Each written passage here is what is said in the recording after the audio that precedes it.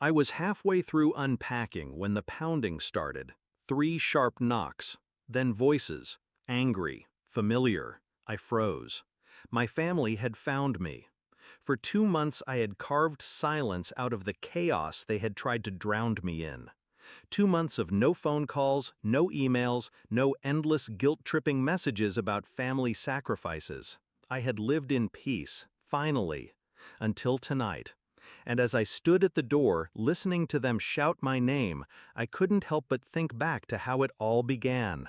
It started with a vacation, something simple, a week away from the grind, just me and the ocean. I had saved, planned, and waited for it. It was supposed to be mine. But when my sister found out, she smiled like it was already hers. That week? Perfect. The kids are off school. We'll come along. I laughed at first, thought she was joking. She wasn't. When I told her no, that it was my vacation, my money, my time, she went silent. Then the texts began. Long paragraphs about how selfish I was, how family comes first, how her kids needed the trip more than I did. My parents sided with her, of course. Why can't you just be flexible? You don't have kids. You don't understand. That was their favorite line. I didn't understand. But I understood perfectly. I was their scapegoat, the single one, the expendable one, the one expected to bend because everyone else had children, spouses, families. They told me I didn't matter as much, not directly, but every action, every demand screamed it. So when I didn't change my plans, when I boarded that plane alone, they declared war. It started small, passive-aggressive messages, group chat ambushes, relatives chiming in with lectures. But then came the real venom.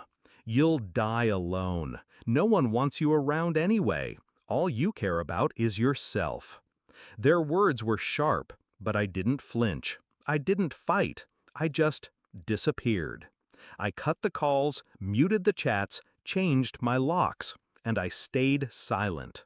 That was my first move, silence. It drove them insane.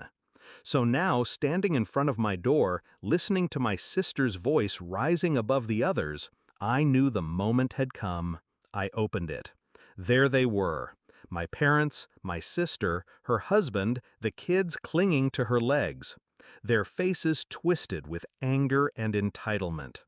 2 months, my mother hissed. 2 months of ignoring us.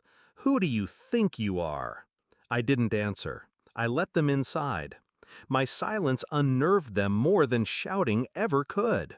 They sat down in my living room like it still belonged to them, like I hadn't rebuilt my life brick by brick to shut them out. My sister started in immediately. You humiliated us. You abandoned your family.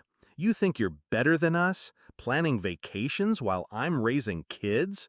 You should be helping me, not running away. I let her words hang in the air. Then I smiled. Calm, deliberate.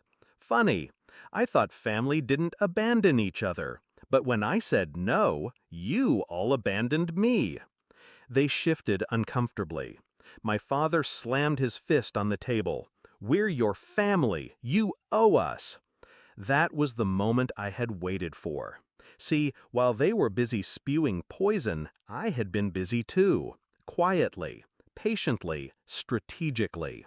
Every time they insulted me in writing, I saved it. Screenshots, emails, voice messages, a perfect archive of their abuse.